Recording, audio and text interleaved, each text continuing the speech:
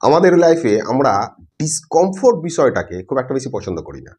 আমরা কমফোর্টেবলভাবে কিন্তু থাকতে খুব ভালোবাসি। আপনি যদি ভালো করে চিন্তা করেন দেখবেন যে আমাদের যে আশপাশে যে গেজেটগুলো আছে, সমস্ত গেজেটই কিন্তু আমাদের কমফোর্টেবলভাবে লাইফটাকে লিড করার জন্য।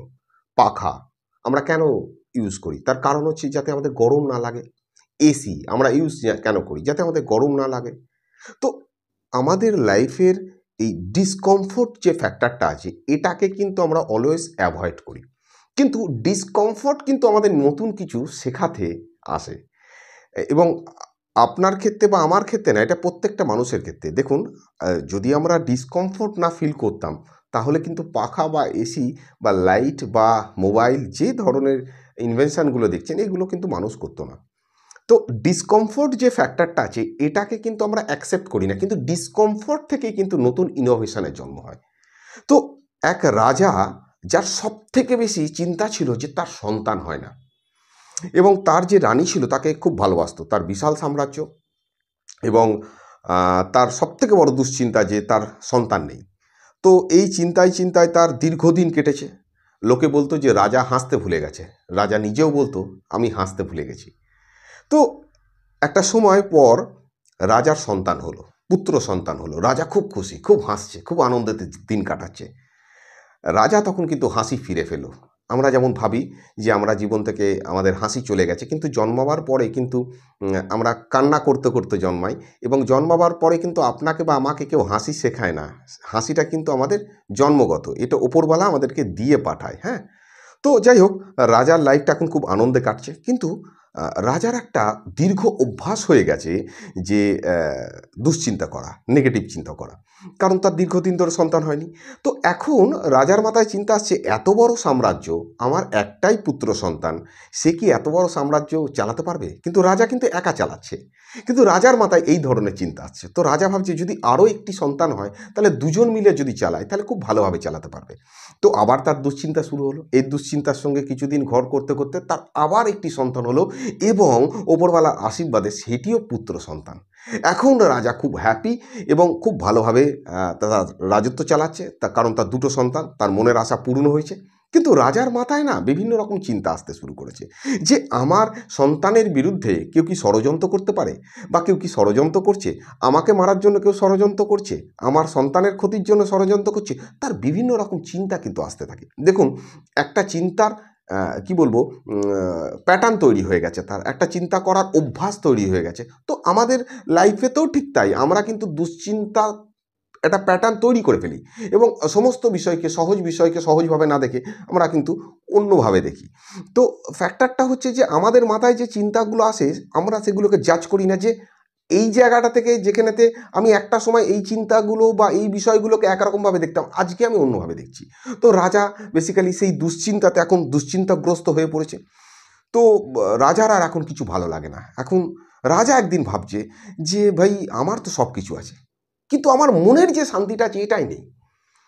তো বিভিন্ন মানুষজনকে জিজ্ঞেস করছে, তার মন্ত্রিসভায় আলোচনা করছে, কোনো কেউ ঠিকঠাক করে পরামর্শ দিতে পারেনি। তো রাজাকে কেউ একজন বলেছে যে নদীর ধারে এক আশ্রমেতে এক সাধু থাকে, আপনি সেখানে যেতে পারেন, ওনার সঙ্গে কথা বলতে পারেন। প্রচুর গ্রামের মানুষজন যারা সেখানে যায়।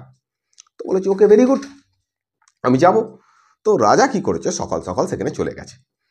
গিয়ে যেখানে আশ্রমেতে আছে বলেছে যে গুরুদেব, আমাকে আপনি দিশা দেখান, আমার জীবন থেকে হাসি চলে গেছে, আমার জীবনেতে শুধুমাত্র দুশ্চিন্তা, টেনশান, সন্দেহ এই নিয়ে আমি বাস করছি। তো আমি আর ভালো কোনো নতুন চিন্তা করতে পারছি না, আমার সারাদিন এইভাবে চলছে, এবং যার ফলে আমার বিভিন্ন রকম শারীরিক সমস্যা হচ্ছে, যেগুলো আপনার আমার হয় টেনশান করলে। তো বলেছে ঠিক আছে, তোমাকে কিছুক্ষণ অপেক্ষা করতে হবে। বলছে কতক্ষণ অপেক্ষা করতে হবে? বলছে সন্ধে হওয়া পর্যন্ত। বলছে কেন? বলছে সন্ধে হওয়ার সময় সূর্য যখন অস্ত যায়, তো আমার আশ্রমটা যেহেতু নদীর পাড়ে, তো বড় সুন্দর দেখতে লাগে। সেই সুন্দর দৃশ্য দেখতে দেখতে আমরা এই বিষয়টা নিয়ে আলোচনা করব। এখন নয়, এখন আপনি এখানে বসুন, ঘুরুন, সন্ধেবেলায় আমরা আলোচনা করব। এবং সন্ধেবেলাতে চেয়ার টেবিল লাগানো হয়েছে, সন্ধেবেলাতে সেখানেতে গুরুদেব এবং রাজা বসেছে। তো রাজাকে গুরুদেব বলছে যে আপনাকে আমি কিছু খাওয়াতে চাই, এবং সেটি খেতে খেতে আমরা যদি আলোচনা করি আরও ভালো করে আপনি বিষয়টা অনুভব করতে পারবেন। বলেছে ঠিক আছে, তো আপনি কি খাওয়াতে চান? বলছে আমি আপনাকে লেবুর শরবত খাওয়াতে চাই, সিম্পল লেবুর শরবত। তো বলেছে ঠিক আছে, আমি খেতে আগ্রহী। তো দুটো গ্লাসের মধ্যে লেবুর শরবত তিনি বানাচ্ছেন। গুরুদেব প্রথমে লেবু দিয়েছেন, তারপরে চিনি দিয়েছেন, তারপরে লবণ দিয়েছে, নুন দিয়েছে, তো দিয়ে শরবত বানিয়েছে। তো শরবত খাওয়ার সময় রাজা বলছে যে এর মধ্যে প্রচণ্ড পরিমাণে নুন বেড়ে গেছে, মানে লবণটা প্রচণ্ড মাত্রা বেশি। বলছে আপনি মহারাজ দেন আমাকে। দিয়েছে, ফেলে দিয়েছে। বলছে আমি আবার নতুন করে বানাচ্ছি, আপনার অসুবিধা হলেই বলবেন। আবার শরবত বানিয়েছে, আবার শরবত বানাবার সময় বলছে যে দেখুন তো এবার আপনার কেমন লাগছে। বলছে না না, প্রচণ্ড মিষ্টি বেড়ে গেছে। বলছে মহারাজ দেন আপনি শরবতটা, আমি ফেলে দিয়েছে। তো বারবার দিচ্ছে আর বারবার বলছে কোনো না কোনো একটা জিনিসের প্রবলেম হচ্ছে, ফেলে দিচ্ছে। তো এরপরে যখন বানাতে গেছে বলছে যে গুরুদেব আপনি বানাবেন না, আমি বানাচ্ছি। তো রাজামশাই বানিয়েছে, বানিয়ে লেবু দিয়েছে, লবণ দিয়েছে, চিনি দিয়েছে, দেওয়ার পর শরবত বানিয়েছে। তো গুরুদেব খাওয়ার পরে বলছে যে এর মধ্যে তো একটুখানি দেখা যাচ্ছে যে লবণটা একটু বেশি আছে, তো ফেলে দিই। বলছে না না, ফেলছেন কেন আপনি বারবার? লবণ বেশি আছে তো তাতে কি আছে, আপনি তার মধ্যে একটু জল মিশিয়ে নিন না, জল মিশিয়ে নিলে আপনার খেতে ভালো লাগে। বলছে তাই তো, জল মিশিয়ে নিচ্ছে। বলছে এখন কেমন লাগছে? বলছে না এবার সুস্বাদু হয়েছে, ভালো লাগছে। রাজাও খাচ্ছে, গুরুদেবও খাচ্ছে। তো গুরুদেব সেই শরবতটার মধ্যে আবার খানিকটা খাওয়ার পরে জল মিশিয়ে দিয়েছে। বলছে গুরুদেব আপনি শরবতটার মধ্যে জল মেশাচ্ছেন? বলছে আমি দেখতে চাইছি যে কেমন লাগে, তুমিও মেশাও। মিশিয়েছে। বলছে কেমন লাগছে? বলছে যে স্বাদটা কম লাগছে। বলছে আবার খাও। আবার কথা বলতে বলতে খাচ্ছে, গল্প করতে করতে খাচ্ছে। তো খানিকটা খাওয়ার পরে আবার জল মিশিয়েছে। তো রাজামশাইকে বলছে আপনি আবার জল মেশান। মিশিয়েছে। তো রাজা মনে মনে বিরক্ত হচ্ছে, বলছে কি করছে, পাগলামো করছে নাকি? তো বলছে এবার কেমন লাগছে? বলছে এবার তো আমি জলেরই স্বাদ পাচ্ছি, শরবতের স্বাদ তো আর সেরকম কিছু পাচ্ছি না। আবার খেয়েছে। বলছে আবার জল মেশান। বলছে এবার কেমন লাগছে? বলছে এবার তো জলের মতো লাগছে, স্বাদ তো আমি পাচ্ছি না। বলছে বিষয়টাই ঠিক সেরকম। আপনার লাইফেতে কোনো দুশ্চিন্তা, কোনো সন্দেহ, কোনো বাজে চিন্তা, কোনো বিপদের চিন্তা আপনার জীবন থেকে যাবে না, এটা থাকবে। আপনি যতই জল মেশান না কেন, সেই স্বাদটা কিছু না কিছু থাকবে, তার মধ্যে যে কোয়ান্টিটিটা মেশানো হয়েছে জলের মধ্যে মিলেমিশে খানিকটা না খানিকটা থাকবেই। কিন্তু বিষয়টা হচ্ছে আপনি যখন পজিটিভ চিন্তা, অর্থাৎ আপনার কাজের চিন্তা, আপনার দৈনিক যে কাজ, যেটা আপনি এতদিন ধরে করে এসেছেন, সেই চিন্তা যখন করতে শুরু করবেন, সেই কার্য যখন করতে শুরু করবেন, কাজ করতে হবে কিন্তু, হ্যাঁ, সেই কার্য যখন করতে শুরু করবেন তখন আপনার সেই কাজ রিলেটেড চিন্তা আসবে। আপনি এখন যেহেতু আগের মতো করে জীবন কাটাচ্ছেন না, তাই আপনাকে দুশ্চিন্তাগুলো চেপে ধরছে। আপনি দেখুন, আপনি সারাদিন কি করেন? আপনার শুধু সন্তানকে নিয়ে চিন্তা করছেন এবং আপনার জীবন নিয়ে চিন্তা করছেন, যেটা আপনি আগে করতেন না। আপনি আগে প্রজাদের নিয়ে চিন্তা করতেন, রাজ্য নিয়ে চিন্তা করতেন, রাজ্যের উন্নতি নিয়ে চিন্তা করতেন, তো সেটা আপনি করছেন না। অর্থাৎ ক্রিয়েটিভ থিঙ্কিং। আপনার যখন ক্রিয়েটিভ থিঙ্কিং স্টপ করে দেবেন, নতুন কিছু ভাবা, নতুন কিছু করা, তখনই আপনার মাথায় যত দুশ্চিন্তাগুলো আছে এরা কিন্তু ঘর করতে শুরু করবে। তো আপনাকে যেটা করতে হবে যে আপনাকে এটা ভাবলে হবে না যে আমার মাথায় যে চিন্তাটা আসছে কীভাবে বন্ধ হবে। চিন্তাকে আমরা কিন্তু বন্ধ করতে পারি না। প্রত্যেকটা মানুষের বিপদের চিন্তা থাকবেই। এলআইসি কেন করে? জীবন বীমা পলিসি, হেলথ ইন্স্যুরেন্স কেন করে? বিপদের চিন্তা করে। যদি কিছু হয়ে যায় হসপিটালে, ভালো হসপিটালে ভর্তি হবো, প্রত্যেকটা মানুষ করে। পৃথিবীতে প্রায় 800 কোটি মানুষ। এখন কোন মানুষটার টেনশন নেই? আপনি ভাবছেন আপনারই আছে, কিন্তু অ্যাকচুয়ালি সেটা না। দৈনিক লাইফে প্রত্যেকটা মানুষের টেনশন আসছে, কিন্তু আমরা যারা অ্যাংজাইটি বা ওসিডির মধ্যে থাকি তারা ভাবি যে এই ছোট টেনশনটাও কেন আসবে। অ্যাকচুয়ালি তা নয়। আমাদের চিন্তাটা আসার পর আমরা ডিসকমফোর্ট ফিল করি। আচ্ছা, আপনি ডিসকমফোর্ট যে ফিল করেন, পৃথিবীতে প্রথমবার আপনি ডিসকমফোর্ট ফিল করছেন না, আপনি বহুবার ডিসকমফোর্ট ফিল করেছেন। আপনি রাস্তায় বেরিয়েছেন, ছাতা নিয়ে বেরোননি, আপনি ডিসকমফোর্ট ফিল করেননি। আপনি রাস্তায় বেরিয়েছেন, বৃষ্টি এসে গেছে, আপনি ডিসকমফোর্ট ফিল করেননি, অস্থিরতা ফিল করেননি, বিরক্ত ফিল করেননি। আপনি রাতে ঘুমোচ্ছেন, কারেন্ট অফ হয়ে গেছে, আপনি ঘাম হচ্ছে, উঠে পড়েছেন, কখন কারেন্ট আসবে, কখন কারেন্ট আসবে, কিন্তু অ্যাটলিস্ট জানেন আপনি কারেন্ট আসবে। অর্থাৎ এই আশাতেই কিন্তু আপনার ডিসকমফোর্ট আছে খানিকটা অন্তত কমে যায়। আপনি যদি ভাবেন যে না, এটা আমার ঠিকই হবে না, এই বিষয়টা থেকে আমি আর বেরোতেই পারবো না, তাহলে আপনি ডিসকমফোর্টের জালে পড়ে গেলেন। না, জালে যাবেন কেন? আপনি এটা বলা শুরু করুন যে আমার হাতে সময় আছে। দেখুন, আপনি নেগেটিভ চিন্তা সারা জীবন ধরে করতে পারেন, কেউ বাধা দেয়নি, কিন্তু নেগেটিভ চিন্তা এতদিন ধরে যে করেছেন, যে চিন্তাগুলোর কথা আপনি বলছেন যে আমি 7 বছর, 10 বছর, 20 বছর ধরে চিন্তা করছি, নেগেটিভ চিন্তা আসছে, আমার এই সমস্যা হচ্ছে। দেখুন, এগুলো করছেন, আপনি বেরোবার চেষ্টাও করেছেন এর থেকে, কিন্তু আপনি বেরোতে পারেননি, তার মানে সেই পথটা ভুল। তার মানে আপনাকে কী করতে হবে? এইগুলোকে থাক, 7 বছরের অভিজ্ঞতা হয়ে গেছে, আই অ্যাম এক্সপিরিয়েন্স, এবার আমাকে নিজের কাজের মধ্যে ইনভলভ হতে হবে। আপনাকে অল্প অল্প করে, ছোট ছোট করে নিজের সাকসেসটার দিকে দেখতে হবে, ছোট ছোট করে। আপনার অনেক সময় বলে যে আমার ফোকাস ঠিক নেই, আমার চোখ ঝাপসা হয়ে যাচ্ছে। আচ্ছা, আপনি নিজে একটা টেস্ট করুন। আপনি দূরে একটি কোনো বস্তু রাখুন, আর দূর থেকে আপনি বল দিয়ে সেটাকে টিপ করে মারার চেষ্টা করুন, দেখুন তো মারতে পারেন কিনা। হ্যাঁ, 2-4 বার তো মিস হবেই, কিন্তু আপনি ঠিক মেরে দেবেন কখনো না কখনো। টিপ করে একটা বল দিয়ে দূরে একটা বস্তুকে ঠিক টিপ করে মারতে পারবেন, অথবা একটা ইঁট দিয়ে মেরে দেখুন দূরের কোনো একটা বস্তুকে আপনি মারতে পারছেন কিনা। যদি মারতে পারেন তাহলে আপনার ফোকাস ঠিক আছে, আর যদি ঠিক করে মারতে পারেন তাহলে আপনার চোখও ঠিক আছে। আপনার টেনশানের জন্য চোখটা ঝাপসা হয়ে যাচ্ছে, আর কিচ্ছু না। আমরা ঘাবড়ে যাই, আমরা ভাবতে পারি না যে টেনশান করলে কি আমাদের চোখ ঝাপসা হয়ে যায়। হ্যাঁ, হয়। টেনশান করলে আমাদের গা বমি ভাব দেয়, গা গরম হয়ে যায়, আমাদের গলা শুকিয়ে যায়, মনে হয় যেন গলার কাছে কিছু আটকে আছে, আমাদের হাত পা ঝিনঝিন করে, মাথা ধরে যায়, আমাদের মনে হয় যেন বুকটা ধরপড় করে উঠছে, মনে হয় যেন শ্বাস ঠিক করে নিতে পারছি না। অ্যাকচুয়ালি সেটা না। শ্বাস নেওয়ার জন্য আপনাকে কিন্তু কেউ শেখায়নি আপনি কীভাবে নেবেন। শ্বাস যেটা হচ্ছে সেটা ইন্টারনাল একটা সিস্টেম, এটা একটা সিস্টেম যেটা ব্রেন নিজে থেকে করে। আমাদের দুটো সিস্টেম আছে, তার মধ্যে একটা হচ্ছে আমি বা আপনি যেটাকে মেনটেন করি, আর একটা সিস্টেম হচ্ছে বডি যেটাকে মেনটেন করে। তো বডি যেটাকে মেনটেন করে সেটা তার হাতে ছেড়ে দিন, তাই না? তো সেন্ট্রাল নার্ভাস সিস্টেম আছে আপনার, দেওয়া আছে। তো সেন্ট্রাল নার্ভাস সিস্টেম আপনার প্রত্যেকটা বিষয়কে মেনটেন করে, আমাদের সাবকনসিয়াস মাইন্ড প্রত্যেকটা বিষয়কে মেনটেন করে।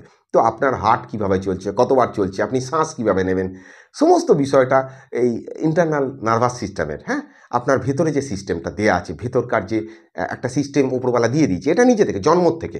তো এই সিস্টেমটাকে কিন্তু আপনি হ্যাক করতে পারবেন না, এই সিস্টেমটাকে কিন্তু আপনি কন্ট্রোল করতে পারবেন না। তাই আপনি অহেতুক যখন টেনশান করবেন আপনার বুক ধরপড় করবে। আমরা যখন শ্বাস নিই নর্মালি বসে, তখন আমাদের যে রিদম থাকে, আমাদের 16 বার মোটামুটি আমরা শ্বাস নিই। তো এটা যখন আপনি হাঁটাচলা করবেন তার থেকে বেশিবার হয়, দৌড়লে তার থেকে আরেকটু বেশি হয়, আপনি যদি টেনশান করেন তার থেকে আরও বেশি হবে। তো আপনি যখন এটার দিকে ফোকাস দেবেন, আপনার না শ্বাসের উপরে ফোকাস দিলে আপনার এই রিদিমটা নষ্ট হয়ে যাবে, যেটা আপনি করে ফেলছেন। তো আপনি ভয় পেয়ে গেলে আপনার এই ধরনের সিমটমস দেখা দেবে। তো এগুলোকে অগ্রাহ্য করতে হবে, আপনার নিজের কাজে ফোকাস দিতে হবে। প্রত্যেক দিনকে ভাবতে হবে যে আমি নিজেকে 1% করে ডেভেলপ করব, এবং দেখবেন ধীরে ধীরে আপনি ডেভেলপ করতে পারবেন। যাদের মানসিক সমস্যা হচ্ছে প্লিজ তারা তাদের কাছাকাছি যে কোনো একজন সাইকিয়াট্রিস্টকে দেখান, যে কোনো একজন সাইকিয়াট্রিস্টকে দেখান, মনোরোগ বিশেষজ্ঞকে দেখান, ডাক্তারবাবুকে দেখান একজনকে, এবং কাছাকাছি যে কোনো সরকারি হসপিটালে আপনি দেখাতে পারেন, সেখানে বিনামূল্যে। এবং আপনি কাছাকাছি কাউন্সিলিং করাতে পারেন, এবং কাছাকাছি যে কোনো ডাক্তার আছে তার সঙ্গে পরামর্শ করতে পারেন, হোমিওপ্যাথি ডাক্তার থাকলে তার সঙ্গে পরামর্শ করতে পারেন। কিন্তু অনেকেই আমাকে মেসেজ করে যে 7 বছর 10 বছর ধরে প্রবলেম হচ্ছে, স্যার হেল্প মি। আমি আপনাকে হেল্প করতে পারবো না, এটা সম্ভব নয়। আমি আপনাকে সঠিক নলেজ দিতে পারি, এই নলেজ নিয়ে আপনারা যেতে পারেন দেখাবার জন্য আপনাদের কাছাকাছি, সেখান থেকে আপনারা সুস্থ হতে পারবেন। আমি যেটা বলতে পারি আপনাদেরকে, আপনারা প্রতিদিন এক্সারসাইজ করুন। কিরম ধরনের এক্সারসাইজ করবেন? প্রত্যেক দিন সকালবেলা অথবা বিকেলবেলা 40 মিনিট হাঁটুন, ফার্স্ট। দ্বিতীয় হচ্ছে সেখান থেকে এসে আপনি যদি সময় পান প্রাণায়াম করুন, যোগা করুন, মেডিটেশান করুন। আচ্ছা, মেডিটেশান আমি করতে পারি না, ছেড়ে দিন, মেডিটেশান করতে হবে না। আমি আপনাকে ছোট্ট মেডিটেশান কীভাবে করে বুঝিয়ে দিই। আপনি একটি চেয়ার নিয়ে একটি দেয়ালের সামনে বসুন, অন্তত 2 ফুট দূরে, যে দেয়ালের মধ্যে কিচ্ছু থাকবে না, পরিষ্কার দেওয়াল একটা, এবং আপনি চুপ করে বসে থাকুন সেখানেতে। এবং আপনি আপনার জীবনেতে ছোট ছোট সাকসেস যেগুলো আছে শুধুমাত্র সেইগুলো চিন্তা করুন। প্রথম প্রথম পারবেন না, আপনার মাথায় দুনিয়ার নেগেটিভ চিন্তা আসবে, আপনার উঠে যেতে ইচ্ছা করবে। আপনি 10 মিনিট সেখানে বসার অর্থ হয়ে যাবে আপনি 2 ঘন্টা যেন বসে আছেন, কিন্তু আপনি সেখানে বসবেন এবং ভাববেন যে আপনার লাইফের ছোট ছোট সাকসেসগুলো কী, এবং আপনি যে বিষয়টা নিয়ে টেনশান করছেন সেই টেনশানটা কি সত্যিই এতটা গভীরভাবে করা উচিত। আপনি খুব শান্ত থাকবেন। আপনার যে চিন্তাগুলো আসবে তার পরবর্তী স্টেজেতে আপনি কি করবেন, আপনার যে চিন্তাগুলো আসবে আপনি শুধু ভাববেন যে প্যাভিলিয়নেতে বসে আপনি চিন্তাগুলোকে জাস্ট ওয়াচ করছেন এবং ছেড়ে দিচ্ছেন, আসছে ছেড়ে দিচ্ছেন, আসছে ছেড়ে দিচ্ছেন। তারা আপনার শরীর এবং মনকে কোনোভাবেই প্রভাবিত করছে না। একদম রিল্যাক্সেতে আপনি আছেন, খুব শান্তভাবে আছেন, খুব আনন্দ ফিল করছেন, এবং আপনি এই আনন্দ আগে কখনো ফিল করেননি। এটা চিন্তা করা শুরু করুন, আপনি দেখবেন যে একটা অন্য রকম ফিলিংস আপনার আস্তে আস্তে হবে। এমন নয় যে প্রথম 10 দিনেতেই আপনার এই প্র্যাকটিসটা হয়ে যাবে, ধীরে ধীরে হবে। আপনি একটা চেয়ার নিয়ে সিম্পল বসুন, আপনার যে চিন্তাগুলো আসছে তাকে আপনি অ্যানালাইসিস করার চেষ্টা করুন শান্ত মনে, যে সত্যিই কি এই চিন্তাগুলো এত মারাত্মক, আপনাকে এতটাই এফেক্ট করতে পারে? যদি করতে পারে তাহলে কেন করতে পারে? আপনি তাকে সঠিক প্রশ্ন করুন প্রথম স্টেজেতে। দ্বিতীয় স্টেজেতে তাকে আপনি কোনো রকম ভ্যালুই দেবেন না, সে আসবে আর চলে যাবে। সঠিক প্রশ্ন করুন, এবং এর জন্য আমি বলবো যে বেস্ট হচ্ছে আপনার কাছাকাছি কাউন্সিলিং করাবার। কাউন্সিলিংয়েতে আপনাকে যখন সিবিটি করা হবে তখন আপনি এই বিষয়গুলোকে আরও ভালো করে বুঝতে পারবেন, আপনার চিন্তা ভাবনাকে বুঝতে পারবেন, এবং চিন্তা ভাবনাগুলোকে লিখুন প্রতিদিন যে আপনার কী চিন্তা আসছে, চিন্তা অনুযায়ী আদৌ বিষয়গুলো ঘটছে কিনা। যদি না ঘটে তাহলে এই চিন্তার গুরুত্ব কতটা। থ্যাংক ইউ, ধন্যবাদ। আবার নেক্সট দিন আবার একটা বিষয় নিয়ে কথা হবে। Thank you.